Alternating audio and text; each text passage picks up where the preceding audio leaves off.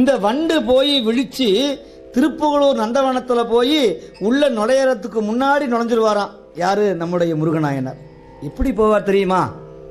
தொண்டரு தன்கயம் மூழ்கி துணையலும் சாந்தமும் புகையும் கொண்டு கொண்டடி பரவி குறிப்பறி முருகன் செய்கோலம். இதை நான் சொல்லல, பிள்ளை இந்த பாட்டில் சொல்ல போற. அப்படி குளத்துல முழுகுவாராம்.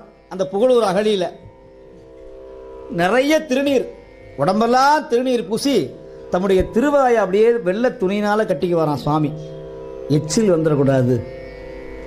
அப்படியே பூக்குடலையே ஒரு பெரிய தண்டுல ஒரு கழியில அந்த பூக்குடலையை தாங்கி தன் மேனிகளை படாம அப்படி அந்த தண்டை பிடித்து கொண்டு மேல இருக்குமா குடலை, இந்த பூக்குடலை துருத்தின்னு பேரு, அதை சுமந்து கொண்டு நேர உள்ள போவாராம். மனசுக்குள்ள அஞ்செழுத்து ஓதுவாராம். தேவாரத்தை, பிள்ளையார் பாடிய தேவாரத்தை ஓதிக்கிட்டே ஒவ்வொரு பூவா பறிப்பாராம்.